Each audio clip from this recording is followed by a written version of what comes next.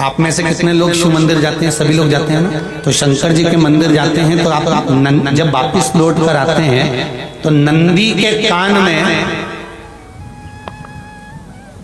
जब हम नंदी से कुछ कहते हैं, आप लोग जब वापिस लौट कर आते होंगे तो नंदी से कहकर आते होंगे ना कुछ ना। तो जब हम नंदी से कुछ कहकर आते हैं, आपने देखा होगा कई लोग नंदी के कान में कुछ कहते हैं, फिर नंदी का जो सींग होता है उस सींग के बीच में से शिवलिंग का दर्शन करते हैं। तो नंदी को जब कोई बात कही जाती है, नंदी से जब कुछ कहा जाता है कि हमारी बात शिवजी तक पहुंचाना, तो उसमें सबसे पहला अगर नाद करा जाता है नंदी के कानों में तो ओम का नाद करा जाता है।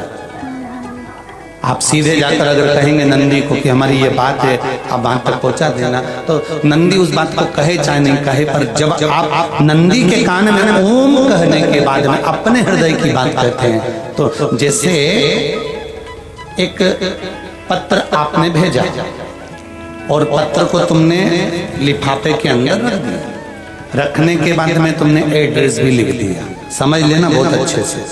एड्रेस लिखने के बाद में तुमने अपना मोबाइल नंबर भी लिख दिया, सब कुछ कंप्लीट करते। अब इस लिफाफे को तुमको भोपाल भेजना है सागर से, और तुमने ले जाकर इस लिफाफे को डाकघर के डब्बे में डाल दिया।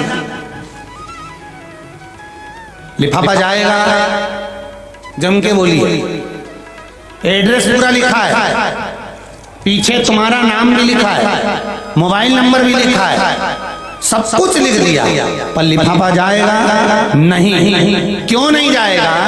क्योंकि उस पे टिकट चिपका नहीं है। 15 पैसे का, 10 पैसे का, 25 पैसे का, या 1 रुपए का, या 2 रुपए का, उस पे अगर कोई टिकट चिपका होता फिर आप उसको डालते तो जाता कि नहीं जाता? चले जाता। ये ओम सनातन धर्म के अंतर्गत जितने भी मंत्र होते हैं, जितने ब्राह्मण मंत्र का उच्चारण करते हैं, जितने ब्राह्मण मंत्र पढ़ते हैं और मंत्र का उच्चारण करते हैं, उसमें ओम का नाद क्यों करते हैं? क्योंकि ये हमारे श्लोकों को, हमारे शब्दों को, हमारे दिल की बात को टिकट का काम कर कर परमात्मा तक पहुंचा देता है। ये ओम अक्षर, ओम शब्द, ओम नाद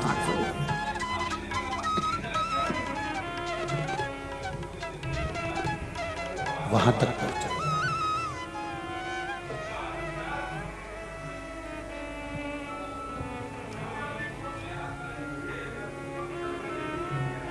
कभी कभी बेलपत्र देखना,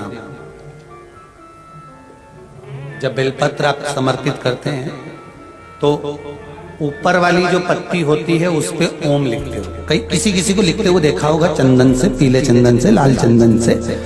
सबसे मूल 3 पत्तियों में बीच वाली जो पत्ती उस पे ओम लिख दिया, फिर इधर वाली में लिख दिया नमः, इधर वाले में लिख दिया शिवाय।